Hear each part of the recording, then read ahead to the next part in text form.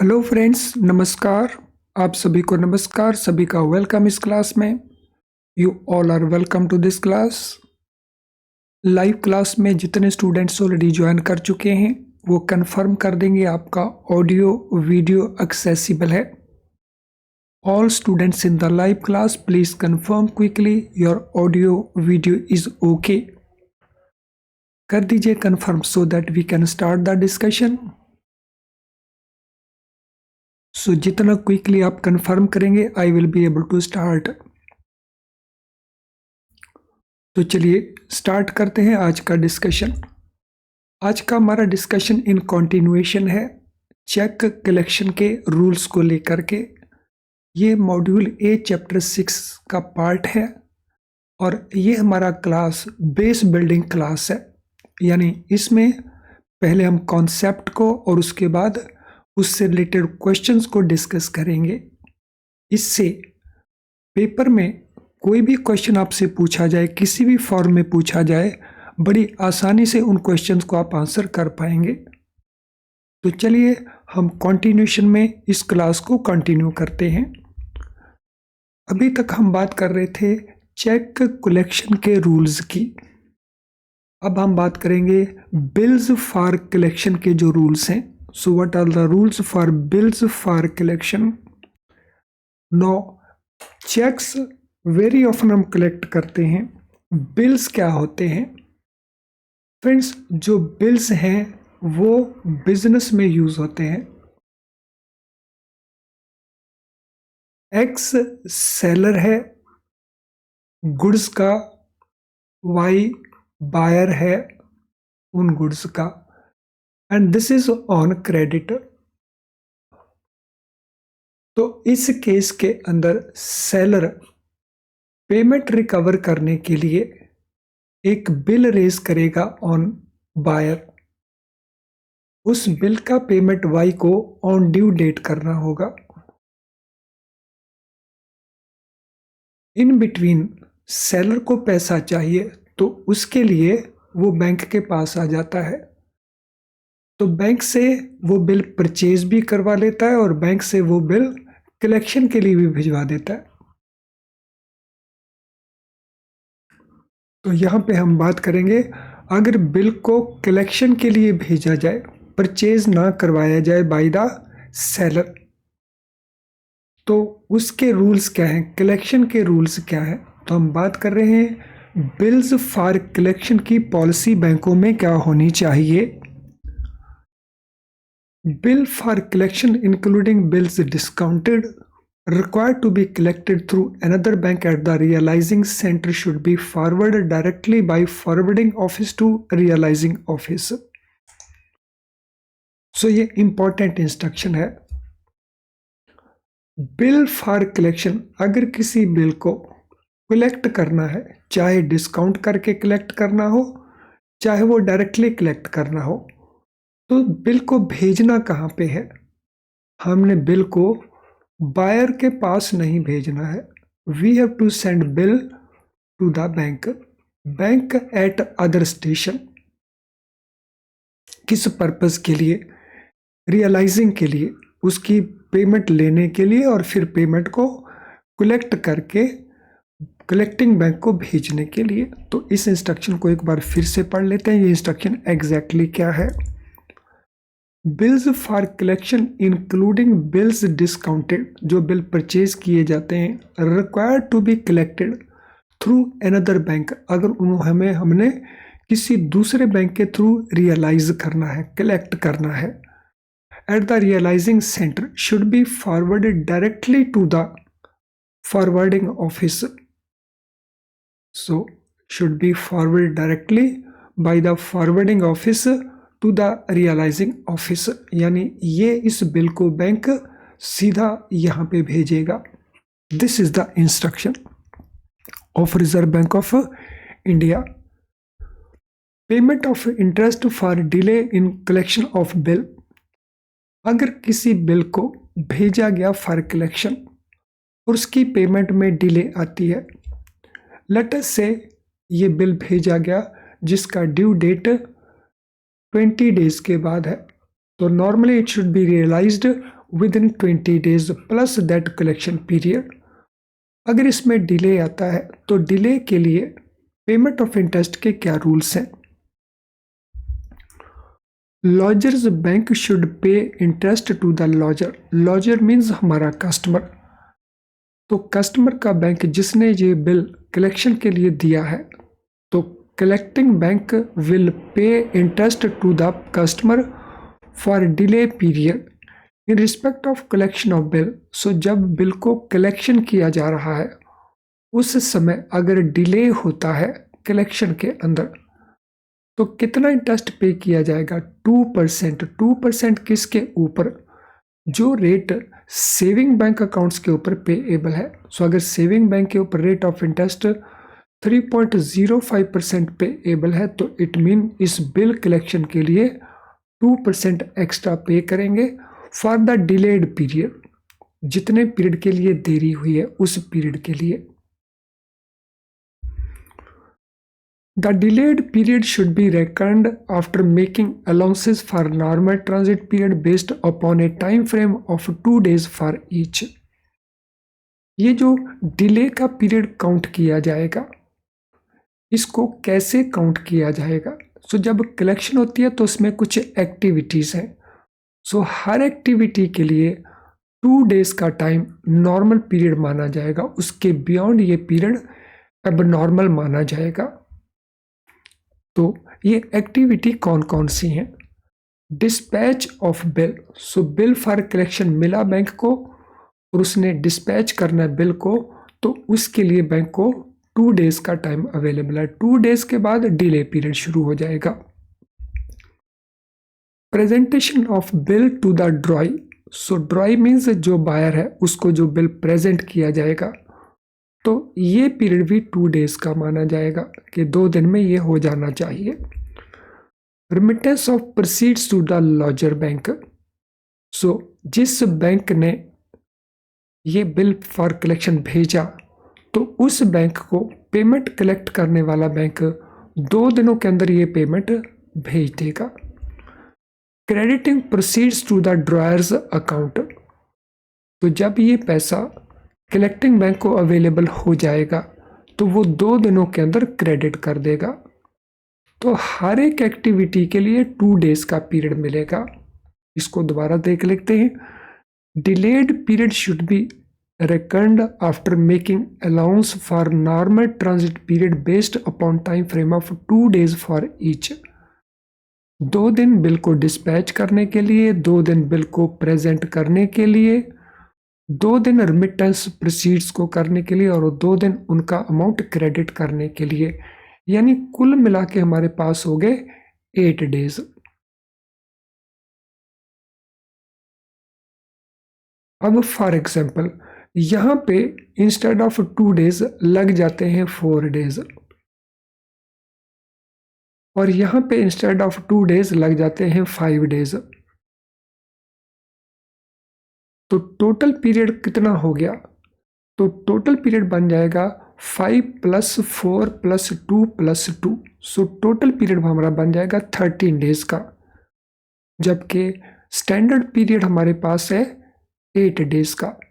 सो इन days के अंदर हमारे पास जो हॉलीडेज बनेगी वो एक्सक्लूडेड होंगी, तो ये वर्किंग डेज होंगे बैंक के लिए।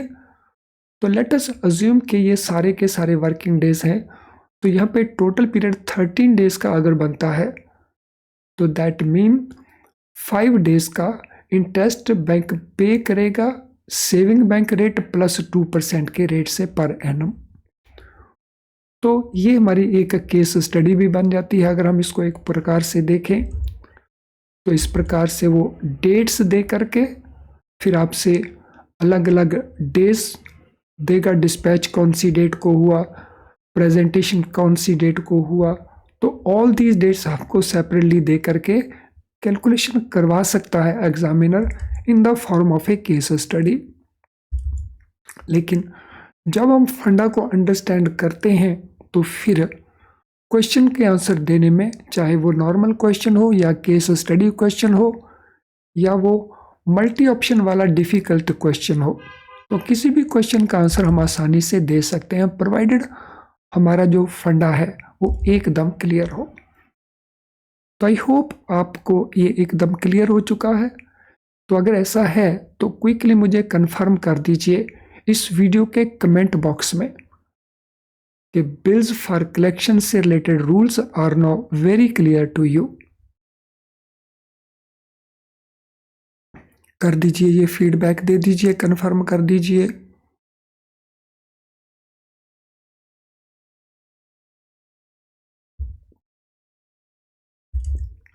सो I am waiting for your feedback here. तो चलें अब आगे चलते हैं।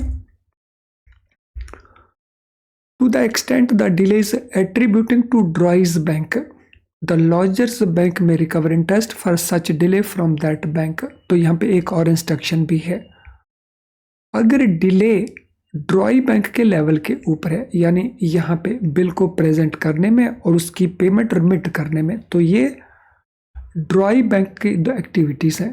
तो ये एक्टिविटी कलेक्टिंग बैंक की है, ये ड्रॉई बैंक की है, ये भी ड्रॉई बैंक की है, और ये कलेक्टिंग बैंक की एक्टिविटी है। तो अगर डिले यहाँ पे होती है तो कलेक्टिंग बैंक को तो पे करना है कॉम्पेंसेशन। तो इस पीरियड के लिए अगर डिले है तो ये कॉम्पेंसेशन वो ड्रॉई बैंक से रिकवर कर सकता है।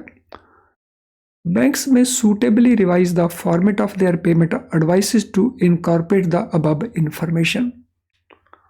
तो चलिए अब हम आगे चलते हैं। लास्ट सेशन से और इस सेशन से जो क्वेश्चन बनते हैं अब हम उनको डिस्कस करेंगे। अगर आपने लास्ट सेशन को अभी तक वॉच नहीं किया उस वीडियो को, तो उसको पहले वॉच कर लीजिए और फिर इन क्वेश्चन को अटेम्प्ट करिए, सो दैट आपका जो कॉन्फिडेंस है उससे इंक्रीज करेगा। तो शुरू करते हैं हम इन क्वेश्चंस को। This is first question before you. Every bank is required to have a check collection policy which should be approved by। हर एक बैंक के पास एक चेक कलेक्शन पॉलिसी होनी चाहिए, और इस पॉलिसी को अप्रूव कौन करेगा, ये क्वेश्चन का हमने आंसर प्रोवाइड करना है। आरबीआई अप्रूव करेगा, गवर्नमेंट ऑफ इंडिया अप्रूव करेगी, बैंक का बोर्ड अप्रूव करेगा, या इंडियन बैंक्स एसोसिएशन वो अप्रूव करेगी for the purpose of uniformity. तो हर एक बैंक के पास एक चेक कलेक्शन पॉलिसी होनी चाहिए, इस पॉलिसी को अप्रूव कौन करेगा, तो ये क्वेश्चन है। बड़ा सिंपल क्वेश्चन है। आई एम श्योर अगर आपने इसका बेस वीडियो को वॉच किया है और अपने नोट्स बनाए हैं तो फिर ये बहुत आसान काम है।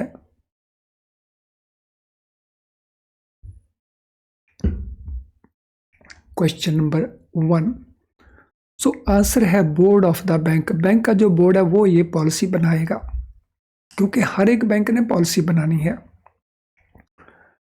Cheque collection policy should cover the following matters: immediate credit for local और outstation cheques, time frame for collection of local outstation instruments, interest payment for delayed collection. तो ये पॉलिसी के अलग अलग कंपोनेंट्स बताए गए हैं। क्या सचमुच में ये तीनों कंपोनेंट होंगे या कम ज़्यादा होंगे? A and C only, B only, A only, या ए टू सी सभी ये कंपोनेंट उसमें कवर होंगे? तो देखिए ये थोड़ा सा डिफ़िकल्ट क्वेश्चन आ गया हमारा, जिसमें हमारे पास 3 स्टेटमेंट्स दे रखी हैं और हमने आइडेंटिफाई करना है इनमें से कौन कौन सी चेक कलेक्शन पॉलिसी में इंक्लूड होगी। क्वेश्चन नंबर 2 का आंसर क्या बनता है? Yes, try this question answer. तो क्या आंसर बनता है इस क्वेश्चन का? सो इसमें immediate credit for local outstation cheques ये पॉलिसी को कवर करेगा। Time frame for collecting local outstation instrument ये भी कवर होगा। इंटरेस्ट पेमेंट डिलेड कलेक्शन के लिए होंगी ये भी कवर होगा, यानी तीनों ही कवर होंगे। That mean our option answer shall be D. So it is not A, our option answer should be D. तीनों ही पार्ट्स इसमें कवर होंगे। If compensation is payable by bank to a customer under check collection policy, it should be paid. अगर compensation payable है customer को check collection के लिए, तो it should be paid only upon customer's request, only if approved by board, after legal notice from the customer, without any request from the customer. तो कौन सा option आपको लगता है कि वो मोस्ट अप्रोप्रिएट ऑप्शन आंसर बनता है क्वेश्चन नंबर 3 के लिए?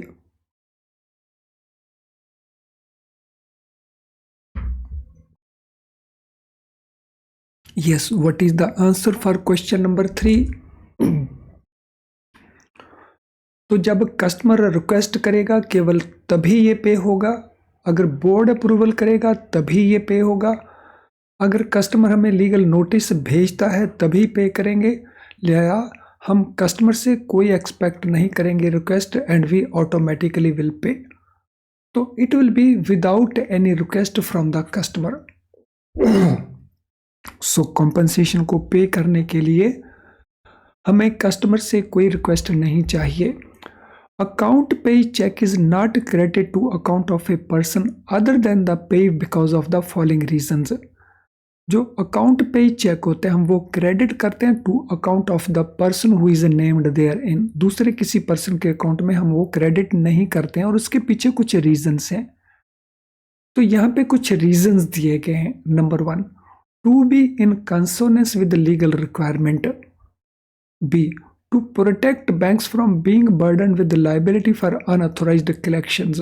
सी, to maintain integrity and soundness of payment and banking system।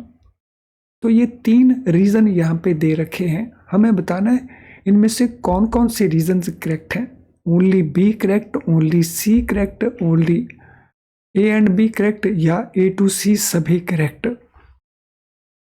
तो देखिए कौन कौन सा रीजन आपको लगता है इनमें करेक्ट है क्वेश्चन नंबर 4 के लिए। So what is the answer for question number 4?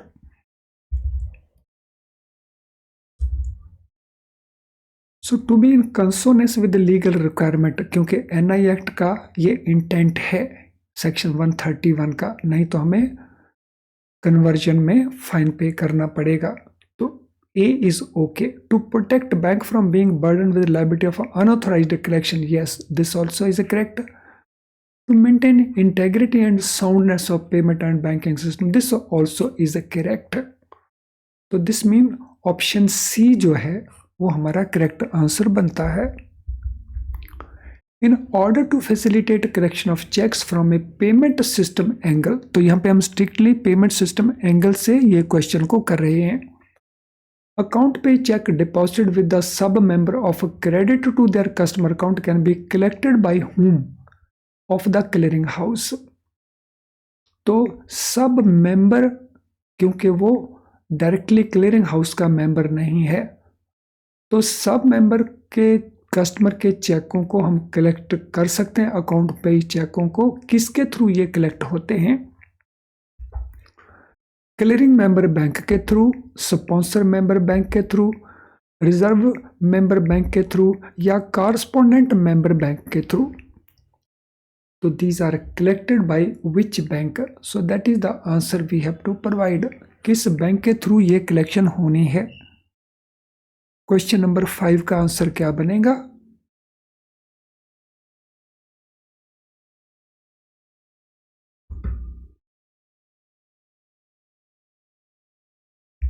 What is answer to question number 5? तो answer here will be the sponsor bank. So it will B by the sponsor member bank.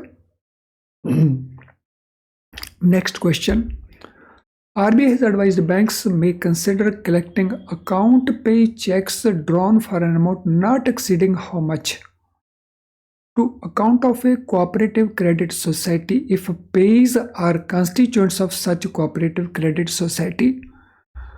RBI ने as a matter of exception बैंकों को ये permit किया है कि वो account pay check को कोऑपरेटिव क्रेडिट सोसाइटी के अकाउंट से कलेक्ट कर सकते हैं, प्रोवाइडेड जिनके नाम का चेक है वो कोऑपरेटिव क्रेडिट सोसाइटी के कॉन्स्टिट्यूएंट मेंबर हैं। और ऐसे चेकों का अमाउंट इससे ज़्यादा नहीं होना चाहिए। वो अमाउंट कितना है जिससे वो चेक अमाउंट ज़्यादा ना हो। 25,000 का है, 75,000 का है, 50,000 का है या 1 लाख का है। So what is amount of that cheque, उस चेक का अमाउंट कितना है, that is the answer we have to provide. उस चेक का अमाउंट 50,000 से ज़्यादा नहीं होना चाहिए। तो उस केस में अकाउंट पे चेक का कलेक्शन थर्ड पार्टी अकाउंट से परमिटेड है इस स्पेसिफिक केस के अंदर। फ्रेंड्स, नेक्स्ट क्वेश्चन में जाने से पहले this is important information for you, जिसका अंडरस्टैंड करना आपके लिए इंपॉर्टेंट हो सकता है। Are you preparing yourself by using IIBA books? क्या आप IIBA बुक्स यूज करके अपने आप को प्रिपेयर करते हैं?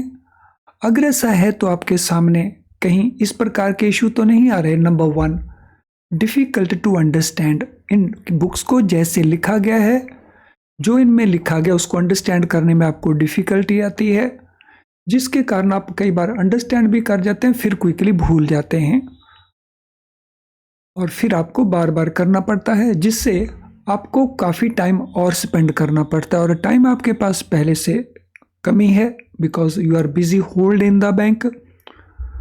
आप प्रैक्टिस करना चाहते हैं क्वेश्चंस की, लेकिन हर चैप्टर के एंड के ऊपर जो क्वेश्चंस दे रखे हैं वो बहुत थोड़े क्वेश्चंस हैं, जिससे प्रॉपर प्रैक्टिस नहीं हो पाती। अगर ये इश्यूज आप फेस कर रहे हैं तो इसका सॉल्यूशन है हमारे best quality very low priced video lessons. इन वीडियो लेसन्स के अंदर जब हम कॉन्सेप्ट को समझाते हैं तो बहुत ईजी करके समझाते हैं, जिससे आप नॉट ओनली अंडरस्टैंड कर जाते हैं, बहुत क्विकली अंडरस्टैंड कर जाते हैं और देर तक वो याद भी रहता है। यानी आपकी पहली 2 बड़ी प्रॉब्लम्स इससे सॉल्व हो जाते हैं और इससे आप फिर पूरे सिलेबस को आसानी से कवर कर पाते हैं। हमारा जो क्वेश्चन बैंक है, जिसमें हमारे पास MCQs हैं, मल्टी चॉइस क्वेश्चंस, जब आप उनको यूज़ करते हैं तो आपको बहुत सारे क्वेश्चंस मिल जाते हैं, तो जिससे आप प्रॉपर प्रैक्टिस कर सकते हैं। एग्जाम के जस्ट पास जा करके हमारे मेमोरी रिकॉल्ड क्वेश्चंस होते हैं, अगर आप उनको यूज़ करते हैं तो उनमें से कई क्वेश्चन रिपीट होके आ जाते हैं। यानी कुल मिला के अगर आप इनको यूज़ करते हैं तो आपकी पास होने की जो पॉसिबिलिटीज़ हैं वो काफ़ी इम्प्रूव कर जाती हैं। और ये मिलेगा कहाँ पे? ये मिलेगा हमारी ऐप के अंदर या मिलेगा हमारी वेबसाइट के थ्रू। तो next question, validity period of a cheque was reduced by Reserve Bank of India from 6 months to 3 months with effect from. हमने वो डेट बतानी है जब 6 months के वैलिडिटी पीरियड को रिजर्व बैंक ऑफ इंडिया ने 3 महीने कर दिया था। 1 April, 10, 11, 12 या 13। सो कौन सी वो डेट थी जिसमें इंप्लीमेंट हुआ था 6 months to 3 months का रूल? तो इट वॉज 1 April 2012, 1/4/2012 से। Validity period of a cheque was reduced by RBI from 6 months to 3 months by using its powers under section which act. तो 6 months से जब रिड्यूस किया तो रिजर्व बैंक ऑफ इंडिया की जो powers थी हमने बतानी है वो पावर्स किस सेक्शन और किस एक्ट में थी। Section 35A banking regulation act, 35B banking regulation act, section 30 banking regulation act, section 40 negotiable instrument act. Question number 8। तो क्वेश्चन नंबर 8 के लिए हमारा आंसर क्या बनता है, आइडेंटिफाई करेंगे कौन सा वो सेक्शन था, कौन सा वो एक्ट था, बैंकिंग रेगुलेशन एक्ट या negotiable instrument act. It was banking regulation act and section was section 35A। तो इस सेक्शन के अंतर्गत रिजर्व बैंक ऑफ इंडिया ने अपनी पावर्स को यूज करते हुए this period was reduced. X deposited a check with bank B for collection. Before it could be presented to Droi Bank, it was lost. Who is liable? X ने check deposit करवाया bank B के पास collection के लिए। इसको present करने से पहले ये गुम हो गया। इसके लिए किसकी लायबिलिटी बनती है? ड्रॉई बैंक की, डिपॉजिटर की, पेइंग बैंक की या कलेक्टिंग बैंक की? क्वेश्चन नंबर 9 बहुत ही आसान सा क्वेश्चन है। I think you can easily answer this question.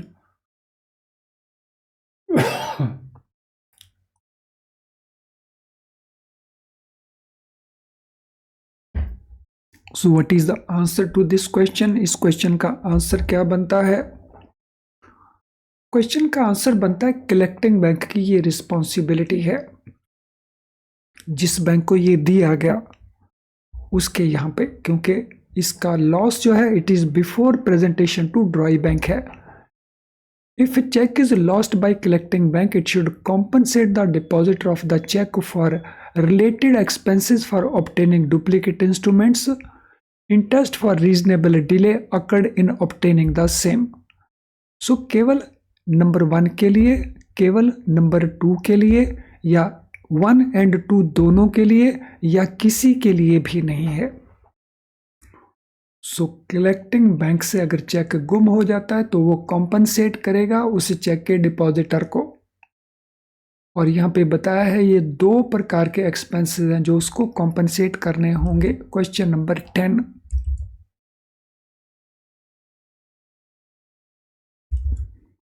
Yes, what will be answer for question number 10? चलिए देख लेते हैं। Related expenses to obtain duplicate, duplicate लेने के लिए जो एक्सपेंसेस इनकर करेगा डिपॉजिटर वो कॉम्पनसेट करने होंगे। This is correct.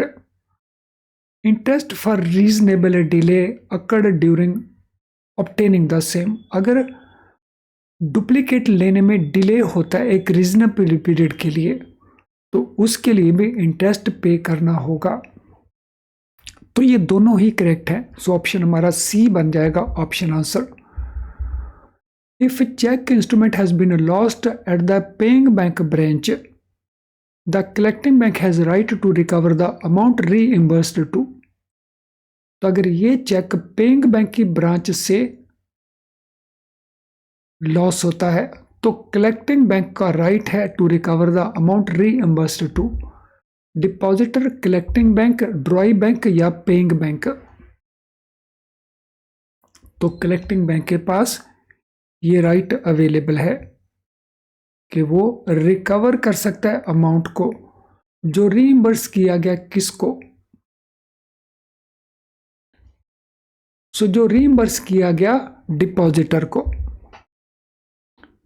So depositor को रीइंबर्स किया गया पैसा, वो पैसा रिकवर कर सकता है। किससे रिकवर कर सकता है? पेइंग बैंक से। तो यहां पे ऑप्शन डी नहीं, ऑप्शन ए हमारा आंसर बनना चाहिए। Lodger's bank should pay interest to the lodger for delayed period in respect of collection of bill. Lodger means जो सेलर है बैंक का कस्टमर, उसको इंटरेस्ट पे करेगा lodger's bank. Rate of interest क्या होगा डिलेड पीरियड के लिए? अब the rate payable on balances of which type of account, हमने बताना रेट ऑफ इंटरेस्ट कितना होगा।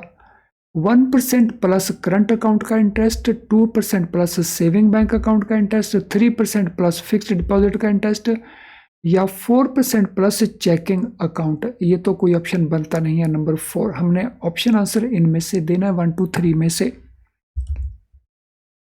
तो क्या आंसर बनता है हमारा 1, 2 एंड 3 में से? What is the answer? So answer बनता है हमारा 2% over saving bank rate. Option B हमारा आंसर बनता है। For the purpose of collecting total delay, how many days shall be taken for dispatch of the bill? So collection of bill के case में जब हम डिले का पीरियड कैलकुलेट करेंगे टोटल, तो उसमें डिस्पैच ऑफ बिल के कितने दिन हम बगैर डिले वाले मानेंगे? 1 डे, 2 डेज, 3 डेज या 4 डेज? यानी नॉर्मल पीरियड हम डिस्पैच का कितना अलाउंस देंगे? So what will be allowance for normal period for dispatch of the bill? So it will be taken at 2 days. 2 दिन का allowance इसके लिए available है, 2 working days का. For the purpose of calculating total delay, how many days shall be taken for presentation of the bill to the DROI?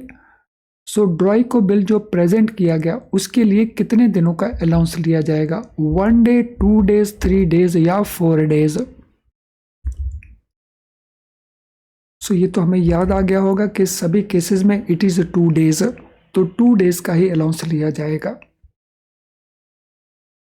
Friends, आज के session से related आपका कोई भी क्वेश्चन हो तो इस वीडियो के कमेंट बॉक्स के अंदर आप अपना क्वेश्चन टाइप कर सकते हो, वहीं हम आपको सूटेबली आंसर करेंगे.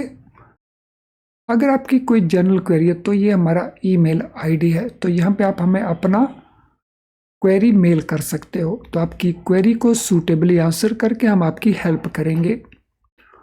आज का सेशन अगर आपको यूज़फुल नहीं लगा तो डिसलाइक ज़रूर करें, लेकिन अगर वो यूज़फुल लगा है, इतनी यूज़फुल इन्फॉर्मेशन हमने डिस्कस की है विद क्वेश्चंस, तो फिर लाइक करने में संकोच ना करें. इसको लाइक कर दीजिए, क्योंकि आपका लाइक्ड वीडियो यूट्यूब और बहुत सारे स्टूडेंट्स को दिखाने की कोशिश करता है, जिससे उनका भी बेनिफिट हो जाता है.